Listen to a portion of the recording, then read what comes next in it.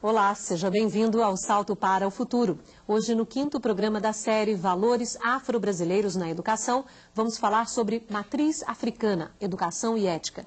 Para este encontro, convidamos o diretor de comunicação social da Unicid, a Universidade Cidade de São Paulo, Juarez Xavier. A Ialorixá Beatriz Moreira Costa, a mãe beata de Iemonjá, que é presidente de honra da ONG Crioula, a Organização de Mulheres Negras. E a consultora em Educação e Relações Raciais da Coordenação Geral de Diversidade e Inclusão Educacional do Ministério da Educação, Denise Botelho. Contamos ainda com a sua participação. O Ilê Axé Opô Afonjá é um dos mais tradicionais terreiros de candomblé da Bahia. Comandado por Maria Estela de Azevedo Santos, a mãe Estela de Oxóssi, o Ilê Axé é considerado um patrimônio histórico nacional. Mãe Estela, a Ialorixá, é reconhecida como uma liderança negra. Já foi indicada ao Prêmio Nobel da Paz e luta para manter as tradições e práticas religiosas afro-brasileiras. A herança negra na cultura brasileira tem no candomblé uma de suas principais riquezas. Difundida pelo povo iorubá, a crença na força dos orixás e no axé, de acordo com Mãe Estela de Oxóssi, é um dos principais exemplos da resistência negra no Brasil. No dia da festa dos senhores, era o dia de folga para os escravos. Então, o escravo inteligente, ele aproveitava esse dia para venerar o orixá dele, louvar o orixá dele. Então, enquanto os brancos cantavam as ladainhas lá em cima, eles cantavam os seus orixás, dançavam para seus orixás na senzala. Na opinião de Mãe Estela, a longa trajetória do candomblé no Brasil tem sido vitoriosa. Você vê que foi plantado com a vinda dos negros para o Novo Mundo, e ele cultivou ao molde deles e conseguiu florescer muita coisa e está sendo conservado esse trabalho todo feito, desde da implantação até da germinação, do crescimento, e agora estamos na conservação e na evolução da coisa. Evolução que passa pela compreensão dos valores do candomblé. O orixá não tem pensamento negativo. O negócio que o orixá castiga, o orixá não castiga ninguém. Cada um que passa pelo que plantou na vida. O candomblé por si só é uma religião alegre. A pessoa, o africano para tudo, ele tem o cântico, ele tem o oriqui, ele tem a forma de saudar. Não é aquela coisa, né, de meu pecado, meu erro. Não, ele faz as coisas daí que todo mundo de orixá tem um compromisso com a verdade e com o bem. Mas afinal, quem são os orixás? O orixá é mais, orixás são essas folhas que estamos vendo, esse vento que está essa brisa que está nos refrescando, é tudo isso. Então, contra essas forças naturais, não tem nada que possa combater.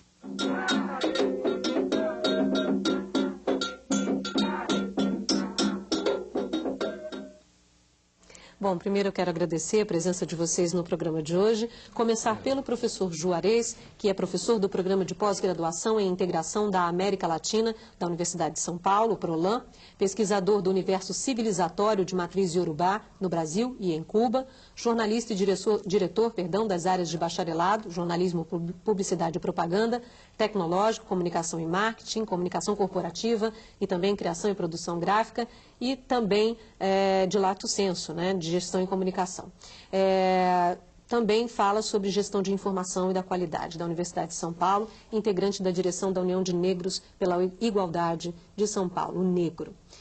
Professor, o senhor também é autor do texto que consta do boletim que os professores receberam pelo Brasil. Gostaria de começar falando um pouco do nosso tema do programa de hoje. Falar sobre educação e falar sobre ética a partir das matrizes africanas, das culturas africanas, é falar sobre o quê? Fala fundamentalmente dessa experiência africana, muito importante, que é a questão da oralidade. Ela talvez seja a porta mais importante para a compreensão desse chamado multiverso africano reinventado no Brasil. Os mitos, em especial os mitos ligados à função de criação do universo, eles trazem valores imprescindíveis para o conhecimento dessa cultura. E são valores que eles estão contidos e são contidos por experiências que nós poderíamos chamar de experiências morais, na relação com o universo, com o cosmos, na relação com os ancestrais, que nós podemos chamar também como ética que é aquela ideia da prática permanente, reflexiva da sua atividade no mundo e no universo, e que nós chamamos também de uma certa forma de deontológica, que é aquilo que a gente pode ou não pode fazer. Ou seja, dentro desses universos contidos nesses mitos, há o que nós chamamos de um grande complexo que tem elementos da formação moral, da formação ética e da formação deontológica, que foi uma grande contribuição que os iorubás e os africanos de forma geral trouxeram para o povo brasileiro. Tá certo. Passar agora para a mãe Beata, fundadora do Ilê Omi Ojuarô, que é uma casa de candomblé que fica aqui em Miguel Couto, em Nova Iguaçu. Tem uma trajetória de luta pela sobrevivência e preservação da herança cultural africana. Além de sua importância na religião, mãe Beata é escritora, integrante do Conselho Estadual dos Direitos da Mulher, do Fórum Espiritual para a Paz Mundial, da Organização de Mulheres Negras do Rio de Janeiro, como eu disse na abertura do programa, que é a ONG Crioula, e também do Atoirê, Desenvolvimento da Saúde nas Comunidades de Terreiro. Mãe Beata, a mesma questão para a senhora é falar de ética e educação a partir das culturas africanas, é falar sobre o quê? Principalmente a ética. Eu acho que em todos os caminhos nós devemos, na religião, na coisa, a ética faz parte da conduta do ser humano. O ser humano que não tem ética não é só na visão de mundo iorubá, é em todos os caminhos. A ética é tudo. E sobre a questão da educação, um povo que não tem... A educação faz parte do ser humano, tanto na religião como... Seja em qual caminho seja, eu acho que a educação é que faz se você não tem conhecimento, a educação lhe leva ao conhecimento. Se você não tem o conhecimento das tuas raízes, das tuas coisas, e você só pode conhecer, discutir sobre as suas raízes, sobre o seu povo, com a educação. E é a todo momento que eu peço que quanto mais programa de implementação da educação, principalmente nas escolas, é tudo. A senhora falou uma frase muito bonita antes do programa começar, são as raízes que sustentam a raiz é exatamente que sustenta Então, se nós que somos afrodescendentes, se nós não soubermos a nossa raiz, o nosso povo de onde veio, como eles chegaram aqui para nós, hoje em dia, da maneira que nós temos o conhecimento, como eles chegamos aqui, é a maneira que nós temos para nos fortalecer a cada dia mais e fazer eles serem nosso povo, nossas raízes serem reconhecidas. A raiz do nosso povo negro, do povo africano. Tá certo. Eu queria passar agora para Denise Botelho, como eu disse na abertura, consultora em Educação e Relações Raciais, atua como consultora da Coordenação Geral de Diversidade e Inclusão Educacional da SECAD, pesquisadora em Educação, desenvolveu a pesquisa Educação e Orixás, processos pedagógicos no Ilê, Axé e Amiagba, na Faculdade de Educação da USP, e também a pesquisa Ayanini, Educadores e Educadoras no Enfrentamento de Práticas Racistas em Espaços Escolares, Programa de Integração da América Latina, na Universidade de São Paulo. Denise, fique à vontade para a mesma questão, é falar sobre o quê? Saudações a todos, saudação em especial à Mãe Beata e toda a ancestralidade feminina que ela representa. Esse trabalho que eu realizei recentemente me permitiu aprofundar algumas análises, algumas reflexões a respeito da ética e da educação. Uma das coisas que eu acho extremamente importante ressaltar, inclusive já comentados aqui tanto pelo professor Juarez como pela Mãe Beata, que tem alguns princípios que são extremamente importantes dentro da matriz religiosa africana, que são a oralidade, a solidariedade, a coletividade e a ludicidade. Eu pude perceber na pesquisa que eu realizei que a oralidade passada através dos mitos dos orixás, ela traz uma conduta, né, para os seus participantes que ela possibilita não só criar-se possibilidades de conduzimento de uma comunidade, mas como também prevê determinadas situações que devem ser evitadas, como também indica caminhos que devem ser percorridos. Então, dentro da religiosidade, quando você trabalha com os mitos dos orixás, que são passados pela oralidade, porque o princípio também da ancestralidade é extremamente importante, a oralidade se dá do mais velho ao mais novo, e é assim que se faz a aprendizagem nos terreiros de candomblé. A solidariedade e a coletividade, ela é vivida no que dentro da religião chama-se de família de santo. Então, para além daquela família original biológica, a família de santo é uma família sagrada, do qual você aprende a respeitar os seus mais velhos e os seus mais novos também, porque a continuidade só se dará através dos mais novos. Então, essa completude, não é, do passado, do presente e do futuro, num único momento, é extremamente importante. E a ludicidade, que acontece através das danças e cantigas, porque nós, como disse Mãe Estela, nós participamos de uma religião, não é, que é alegre, que ela é feita através do canto, da cantiga, da roupagem. Então, essas questões todas nos conduzem a um posicionamento ético para a felicidade, porque não há outra missão do ser humano do que a felicidade. O Ludumare, quando permitiu que a civilização fosse posta, ele deu um único objetivo para nós: sermos felizes. Tá certo. A gente já tem a primeira participação do programa de hoje e é da Maria Madalena de Goiás. Olá, Maria Madalena. Olá, a gente perdeu sua ligação, retorna, por favor. A gente quer ouvir a sua pergunta. Eu vou, então, para a pergunta do Clair. É Clair Júnior. Ele diz o seguinte, professor Juarez: adotar o tema História e Cultura Africana e Afro-Brasileira nos currículos escolares é com certeza de grande valia para a formação de uma sociedade mais justa. Porém, a realidade escolar atualmente faz que os professores tenham pouco tempo para abordar aprofundadamente esse assunto, devido a horas de aulas semanais serem diminuídas, um conteúdo programático extenso e corrido e a ausência de interesse por parte de alguns alunos. Então, a questão é como adotar esse tema no momento atual. Primeiro, tem que se adotar o princípio de que é importante. Se você acha que é importante, você precisa criar inteligência para isso. Então, nós partimos do pressuposto que discutir a história dos africanos no Brasil e a presença africana no mundo é fundamental.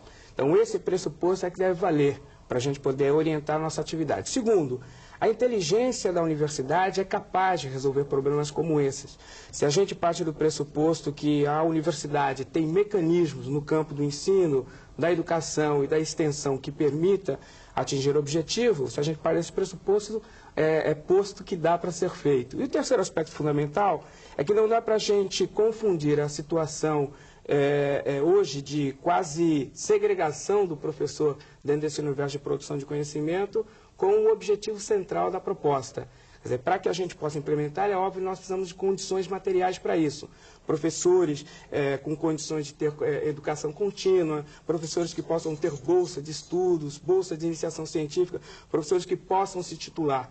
Eu acho que se nós tivermos convictos que é importante isso, se nós tivermos condições de mobilizar a inteligência da universidade e se nós tivermos a predisposição para isso, é possível atingir esse objetivo. Desculpa interrompê-lo, mas essa é uma questão fundamental. A academia está aberta para isso? Até que ponto? Eu sei que você faz parte de uma universidade, mas de um modo geral, como é que você enxerga o Brasil? As universidades já deveriam, pelo menos o que me parece, ter uma abertura para essa discussão estar na academia. Sem dúvida. Eu acho que tem um aspecto fundamental. Se você estuda a realidade da produção de conhecimento sobre a questão negra até os anos 70, você quase não vê o elemento afrodescendente, como a mãe Beata identificou aqui. A partir dos anos 70, você tem uma nova geração de negros e negras, jovens intelectuais, que passaram a discutir isso. E de uma forma organizada. Tem até uma organização nacional de pesquisadores negros. Quer dizer, há uma abertura na universidade em direção à necessidade do tema. E mesmo porque hoje o Brasil ele é muito visado em função dessa realidade. A necessidade de você discutir aspectos como pluralidade cultural, diversidade cultural e como parte dessa realidade do Brasil, desse multiculturalismo brasileiro, abre-se essa possibilidade na universidade. Então acho que nós temos os institutos da universidade para isso e temos a massa crítica necessária para isso hoje na Universidade Brasileira. Tá certo. Agora sim vamos ouvir a pergunta da Maria Madalena. Olá. Bárbara, boa noite. Nós queremos parabenizar a equipe do Salto para o Futuro, dizer que nós estamos juntos com vocês em sintonia desde o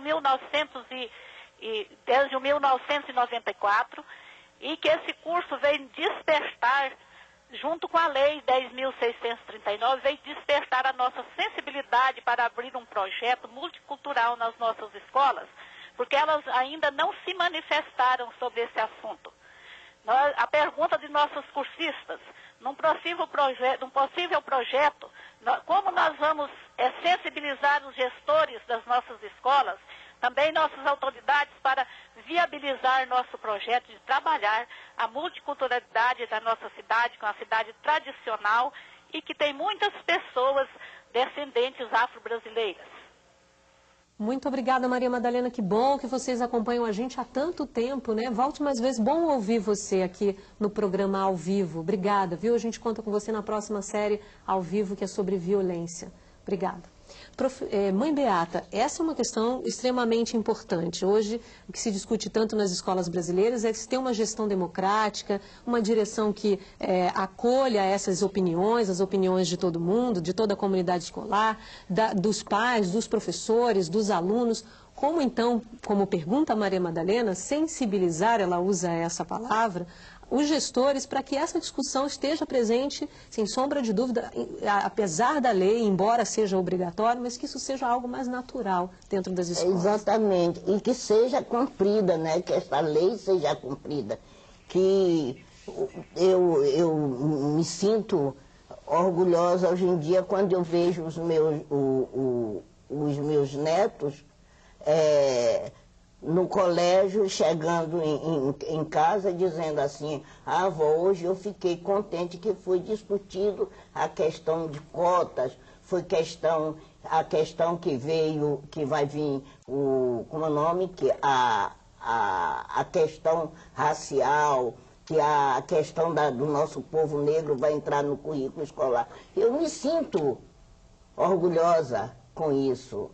Eu estou uma mulher de 74 anos e no meu tempo não era possível isso. Era só a cultura europeia, mitologia grega. A mitologia grega, era o latim, tudo isso. E hoje em dia isso é uma coisa maravilhosa. E eu espero que, porque a lei já existe, só falta ser respeitada e ser cumprida. Que as pessoas que são responsáveis que sensibilizem que nós não estamos, nós negros, nós afrodescendentes, não estamos pedindo. É um direito que nos assiste. A cultura é o direito de qualquer ser vivo do Aie, que é o mundo ao qual o Olorum criou.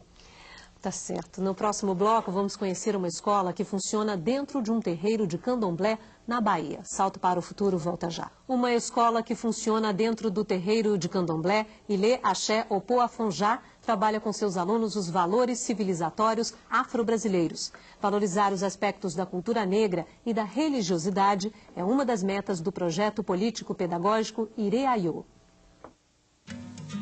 A Escola Municipal Eugênia Ana dos Santos funciona dentro do terreiro de candomblé e também atende a crianças de outras religiões. O projeto pedagógico Ireaiô trabalha aspectos da afrodescendência e da religião. A ideia é que os saberes do candomblé sejam redimensionados, revistos na escola e que ele passe a se constituir como uma aprendizagem significativa. Saberes como o mito de Oxóssi. A história começa com uma festa que, segundo a tradição, marcava a época da colheita do inhame. A comemoração só foi interrompida pela chegada de um grande pássaro que pousou no teto do palácio. O aluno foi pra festa, o passarinho chegou. Aí foi onde uma uma festa conseguiu pegar...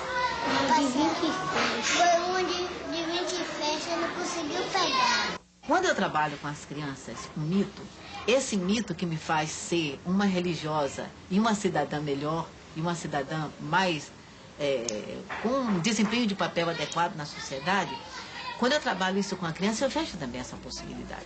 Diz o mito que vários caçadores desperdiçaram muito mais do que 20 flechas, até que surgiu o caçador de uma flecha só.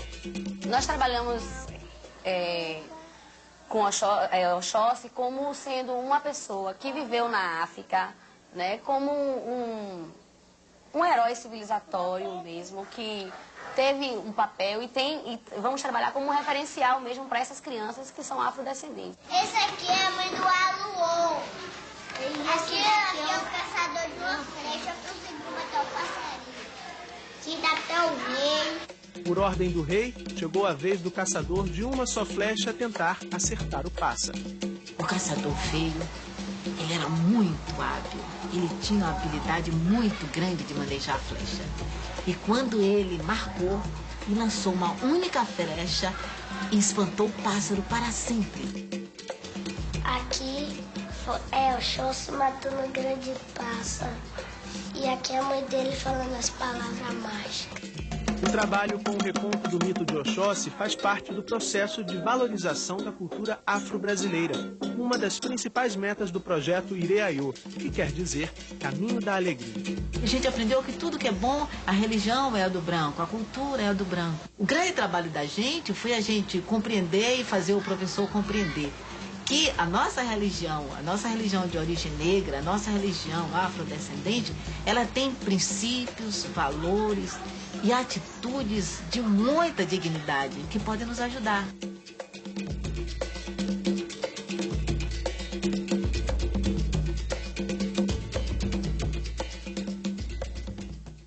Bom, Denise, eu queria aproveitar esse vídeo que a gente acabou de assistir e fazer a pergunta dos professores cursistas da TV Escola de Anápolis, em Goiás.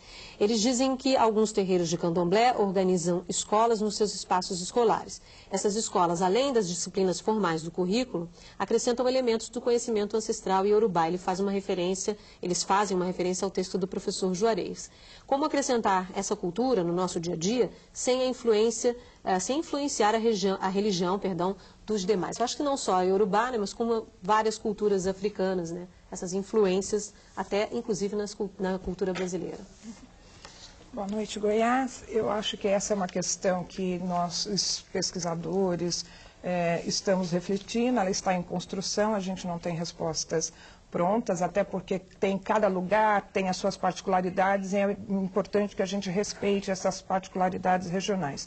De qualquer maneira, acho que é importante ressaltar que nós devemos pensar que trabalhamos com linhas mestras dessas religiões, não só da iorubá em especial, né? Hoje nós estamos dedicados a esse assunto, mas o que eu acho que é importante no espaço escolar é que valores, não é, e princípios, como a professora Wanda mostrou ali no vídeo, possam ser absorvidos pela realidade escolar. Então, no nosso caso, que somos seguidores de religiões de matrizes africanas, tem alguns aspectos que nos são muito caros, que são os aspectos da ancestralidade, por exemplo, o aspecto da solidariedade. É um princípio que nós aprendemos na nossa prática religiosa, em que o mais velho, ele é uma enciclopédia. Na verdade, ele é um depositário do conhecimento absoluto. Então, muitas das vezes, nós vamos aprender através desse mais velho. E a gente só pode aprender com respeito a ele. Se nós não temos, basicamente, esse respeito, essa solidariedade, nós não conseguimos acessar esse ancestral, muitas das vezes vivo ou já em uma outra dimensão, mas que é ritualizado e é revivido através dos mitos, das danças, das cantigas. Necessariamente, a gente não precisa levar para a escola os mitos, né, dos orixás, porque eu acho que a escola, ela é um espaço leigo e ela deve ser respeitada. A religiosidade, ela é de incumbência dos familiares, não é? Cabe à escola criar princípios que possam ser norteadores de uma sociedade mais democrática, de uma sociedade mais inclusiva. A religião de matriz africana, ela contribui de várias maneiras. Se nós pensarmos que a ludicidade que é desenvolvida dentro dessas religiões na educação infantil é de uma riqueza para o desenvolvimento da motricidade, né, das nossas crianças, se nós formos pensar que nós podemos estar trabalhando vários princípios com a nossa juventude, principalmente aqueles que estão relacionados à coletividade. A gente tem hoje visto, até a próxima série será sobre violência, né? Nós temos tido uma preocupação, quem faz parte da escola, sobre violência. Se nós cultivarmos esses valores que são desenvolvidos nos terreiros de candomblé com os nossos alunos, nós vamos avançar bastante na diminuição desses problemas. Por quê? Eu só posso ser solidário se eu respeito o meu próximo e a minha próxima, né? E aí é uma situação que eu preciso pensar que todos nós devemos ser valorizados em cada particularidade. Se o educador, a educadora tiver condições de perceber que cada jovem, cada criança que está ali é um depositário também de um conhecimento, então a gente consegue desenvolver esses princípios, principalmente de respeito e solidariedade. A Ádila do Tocantins já aguarda. Olá. Boa noite, sou professora Ádila do Teleposto da Escola Estadual Dom Domingos Carreiro, Porto Nacional Tocantins, sobre a orientação da professora Josefa Cavalcante. Primeiramente, eu quero parabenizar toda a equipe da TV Escola e do Salto para o Futuro pela belíssima série com que está nos presenteando. No Brasil, as tradições religiosas africanas foram bastante ressignificadas, provocando o aparecimento de religiões de matriz africana que são brasileiras, como por exemplo o candomblé. Essa ressignificação, como sabemos, deu-se devido à maneira como a família africana foi dispersa durante o período de escravidão. Culturalmente, a nossa visão religiosa passa pelo filtro da tradição judaico-cristã, que nos faz olhar para as religiões afro ou de outras minorias de maneira bastante preconceituosa. Nas escolas não é diferente. Nas aulas de ensino religioso, aborda-se as tradições católicas ou evangélicas, desprezando totalmente os ensinamentos das religiões de minorias, fazendo com que a criança ou adolescente que pertençam a essas religiões se retraiam e se esquivem de assumirem abertamente sua religiosidade, com medo de serem mais discriminados ainda por professores ou colegas. Como deve agir o professor que deseja trabalhar também com esta temática, principalmente com os alunos de séries iniciais? Obrigado e boa noite. Muito obrigada, Ádila, pela sua participação ao longo de toda essa série. Você esteve com a gente aqui todos os dias. Não esqueça que eu e Murilo vamos estar juntos na próxima série. Vai falar sobre violência na próxima série ao vivo, tá bom? A gente conta com a sua participação. Professor Juarez, a gente falava um pouco antes do programa começar, conversávamos com a Mãe Beata sobre ainda o preconceito ainda muito forte, muito intenso em relação à religiosidade das culturas que recebemos das culturas africanas, né? Você não pode dizer que frequenta um terreiro de candomblé ou um terreiro de umbanda, que isso já causa um certo espanto. Eu imagino que isso deve ser, como ela trouxe um depoimento extremamente importante, dessa discriminação da criança. A criança tem até vergonha de dizer que faz parte dessa religião. Como desconstruir isso, como é que a escola pode ajudar, e é o papel da escola, a desconstruir essa ideia, esse preconceito. A questão central é que hoje as religiões de matriz africanas, elas são o epicentro de toda a violência e discussão racial. Aquilo que você diz no campo social, você diz em relação à religião. Então ela sofre o preconceito, ela sofre a discriminação e sofre também o discurso racista. Qual é uma boa estratégia para se discutir isso? É entender a religião, as religiões de matriz africanas e as religiões afro-brasileiras, como ela bem apontou, como parte de um processo de uma civilização. Entender que elas fazem parte de um processo de uma ação civilizatória que um povo construiu ao largo de vários e vários anos. Entendendo isso, fica mais tranquilo discutir isso. Por exemplo, os mitos. Já existe hoje uma metodologia já consagrada entre os mitólogos, que a gente pode adotar como trabalho na escola, né? O mito, ele tem uma dimensão que nós chamamos de uma dimensão mística, que é a dimensão da relação daquilo que Mãe Beata chamou de Aê e Orum, que é uma relação de um mundo imaterial e material, de um mundo sagrado e de um mundo histórico. Então, essa dinâmica da relação, ela pode permitir vários níveis diferentes de reflexão. Há uma dimensão cosmológica, que a Estela, no vídeo apresentado, destacou. Cada um dos orixás está ligado a uma força cosmológica e, portanto, uma força da natureza, que permite também compreender e entender essa relação e interação com a natureza. Há uma dimensão social e sociológica, como a própria professora Denise apontou, do mais velho para o mais jovem. Então, existe uma forma de organização social nesse universo que os mitos trazem. E é o que a gente poderia chamar de uma dimensão pedagógica. No mito, por exemplo, de Oxóssi, ali tem uma história, uma das várias possibilidades, é de que aquele que crê, aquele que tem a palavra sagrada, e confia no seu desígnio, pode atingir determinados objetivos. Então, acho que a melhor forma de discutir isso é através dos valores que essas religiões têm. Elas contêm valores universais tão importantes para a formação do cidadão, em especial numa sociedade como a nossa, de diversidade, de pluralidade cultural. Então, a melhor forma de trabalhar com isso é entender que as religiões fazem parte de uma civilização. Mãe Beata falava um pouquinho antes do programa começar que um dos orixás, a senhora me corrija se eu estiver errada, que foi transformado por quem discorda da religião foi Exu. Ganhou uma conotação demoníaca que não é real. O que Exu representa para... Para mim, Exu é o princípio. Exu é um todo, Exu não se divide. Exu é o primeiro em tudo, já diz até nós que somos de matriz africana, nós acreditamos. Exu é até antes de Obatalá. Exu, ele é saudado, você vê no começo das nossas obrigações, a quem primeiro nós recorremos, Exu, para que tudo aconteça harmoniosamente. A senhora dizia que ele é o mensageiro, ele é do comunicador. Ele é o mensageiro do amor, da prosperidade, até da própria harmonia. Quando se diz assim que Exu é bagunceiro, ele é brincalhão, ele faz aquilo, ele é um gozador. Exu não é nada, Exu não é demônio, Exu não é Satanás, Exu é um orixá.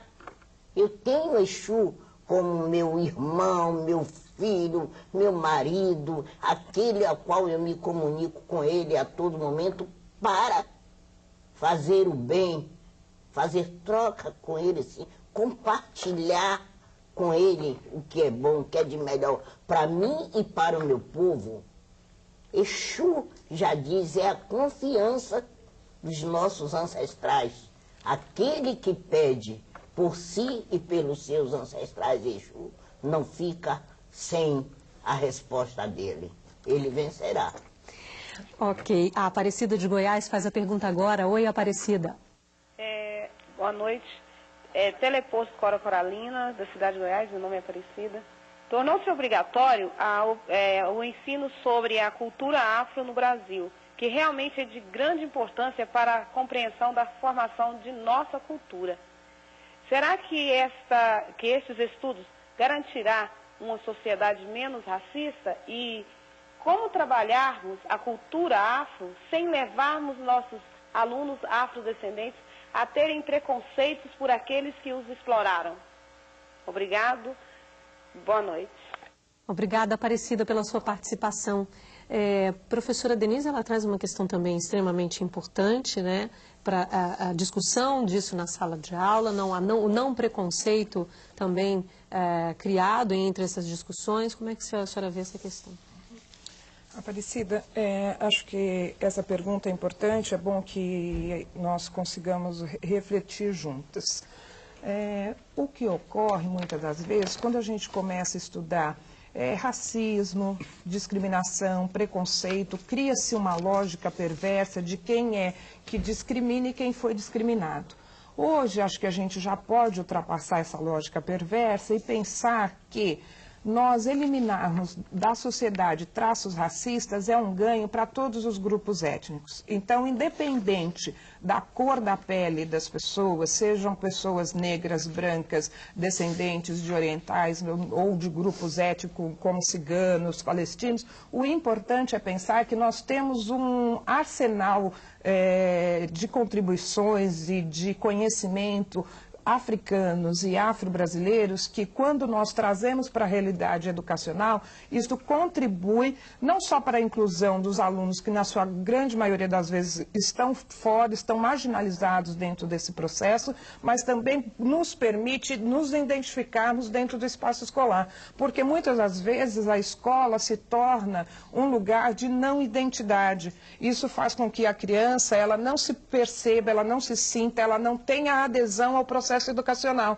Então, quando eu posso trazer a realidade brasileira, que é uma realidade pluricultural, não é? Eu estou permitindo que todas as pessoas, sejam homens, mulheres, brancos, negros, orientais, sejam quais pessoas forem, possam compartilhar desse espaço se sentindo acolhidos, se sentindo pertencentes àquela realidade. Quando isso não ocorre, nós temos problemas educacionais de evasão, nós temos problemas da chamada disciplina, não é? Então, tem várias situações que vão ocorrendo no espaço educacional que muitas das vezes o educador nem percebe que é consequência de uma situação que foi negada. Porque muitas das vezes a situação da identidade cultural, do pertencimento étnico, da religiosidade, que muitas das vezes o aluno, principalmente aquele dos candomblés, da Umbanda ou de religiões que não estão postas com a maioria da população, eles se veem obrigados a dizer outra coisa, assumir uma outra possibilidade, o que cria, né, uma esquizofrenia nas pessoas. As pessoas não podem ser.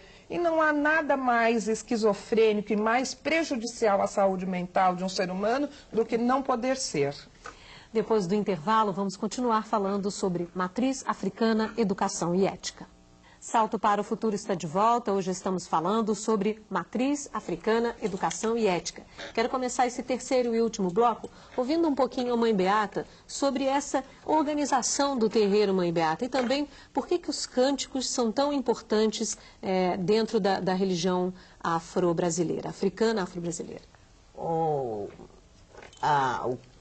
Através do toque dos atabaques, através dos cânticos, é que nós trazemos o orixá do Orum para o Ayê para existir o transe. Uhum. Na hora em que nós estamos ouvindo os cânticos os atabaques tocando, os cânticos, naquele momento nós somos elevados por uma força superior, é o qual existe naquele momento em que nós estamos tomando. Já se diz, nós somos a morada dos nossos deuses, dos nossos orixás. É por isso que nós temos que ter ética, a coisa da ética. Nós devemos viver para compartilhar o bem com o seu irmão. A questão não é uma cumplicidade pecaminosa, é uma cumplicidade de harmonia, de amor, ali para se tornar esta coisa mágica, esta coisa sagrada. Outro preconceito são em relação às letras, e muito pelo contrário, as letras são belíssimas, falam de natureza, falam de relações humanas, não é isso? De natureza, o cântico é a vida, está relacionada quando você canta para Oxóssi, que ele faz aquele sinal que está enxotando o cavalo. Naquele momento existe o cântico que está falando isto para aquele Oxóssi que está, aquela pessoa que está ali possuído com Oxóssi, que entrou em transe de Oxóssi. Cada cântico eleva o orixá ao caminho ao qual ele tem. Então é muito importante os cânticos e o toque dentro da organização, dentro do EBE. EBE é dentro da nossa sociedade. Tá aí, então, uma dica, professor, conhecer um pouco mais esses cânticos, ouvir um pouco mais, levar para a escola. Para não falar bobagem, o que não se sabe. Tá certo.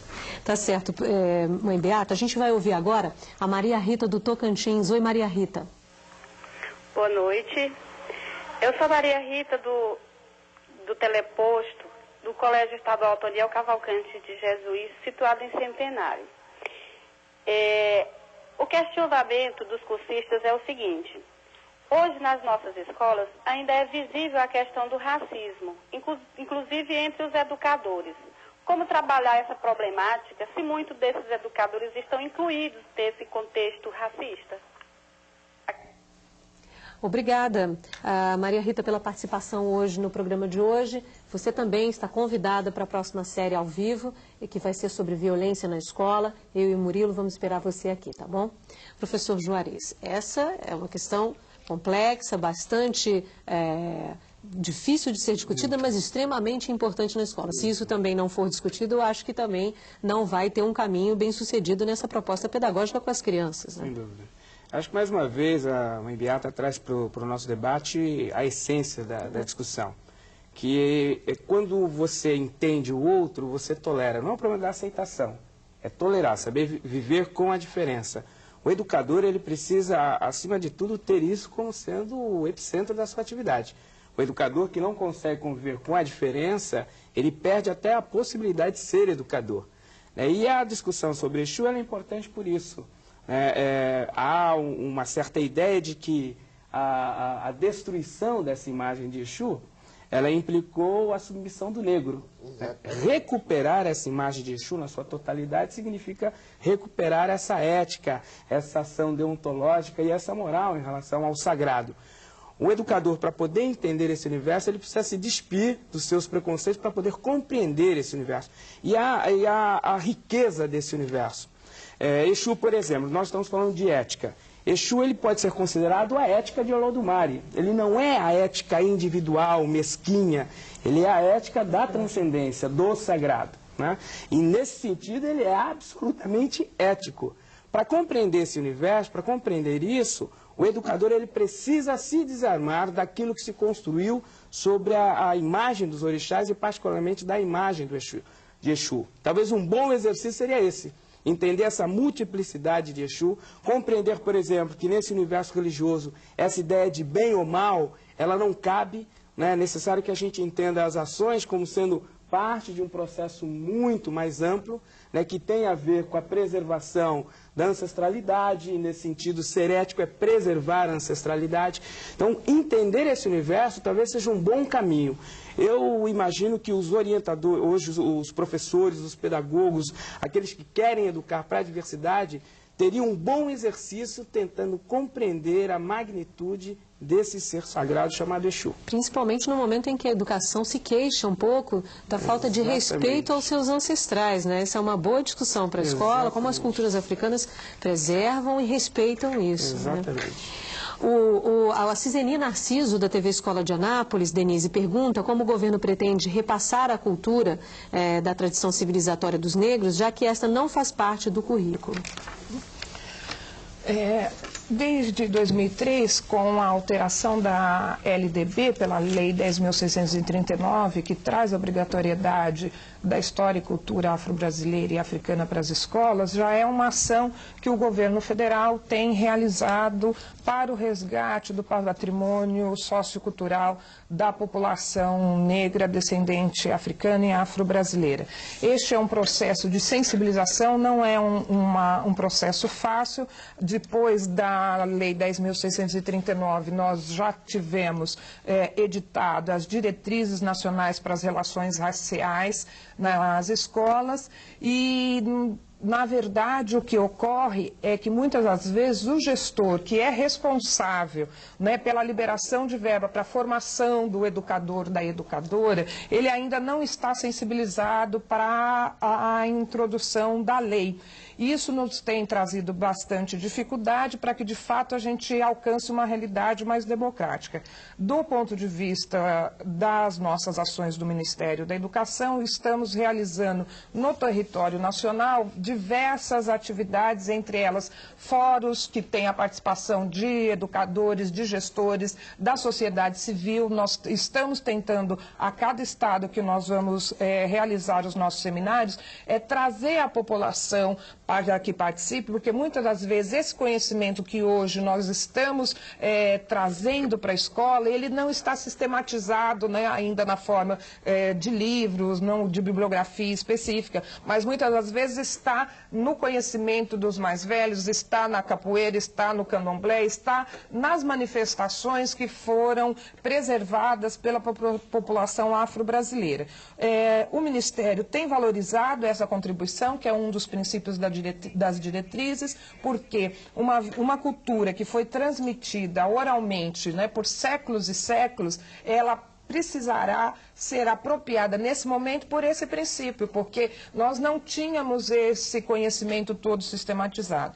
Num segundo momento, na segunda fase de atuação, nós estamos começando a sistematizar todos esses trabalhos com algumas publicações. A nossa coordenação já teve condições de reeditar alguns livros que são bastante procurados, como o racismo, que trabalha com a temática do racismo, da diversidade, e principalmente aqueles que estão voltados para a implementação da Lei 10.639. Hoje, pelo site do MEC, a gente consegue, inclusive, ter acesso a essas publicações. A gente está na reta final, finalzinho do programa, fechamento. Gostaria de ouvir de vocês agora as suas considerações finais. O que vocês querem destacar sobre o que discutimos hoje aqui, professor Juarez? Destacar que é fundamental para que a gente possa compreender o que é o país, o que é o Brasil, o que é o seu povo, o que é a sua história, o que é o seu futuro, a compreensão da presença africana no Brasil. A contribuição dos valores africanos presentes no Brasil, no nosso dia a dia, na nossa cosmogonia, na nossa cultura, no nosso jeito de ser, na nossa ética, no nosso comportamento, no nosso jeito de ver e conhecer e compreender o mundo e absorvê-lo.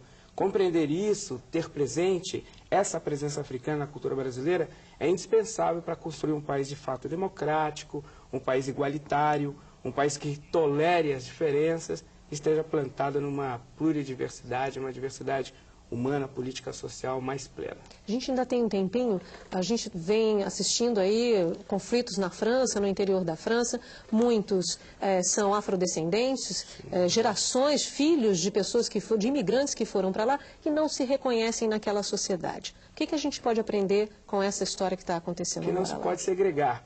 O que acontece na França foi o que aconteceu na Bélgica, foi o que aconteceu na Holanda, foi o que aconteceu em Londres, foi o que aconteceu nas grandes cidades norte-americanas. Nós não podemos repetir essa mecânica de segregação.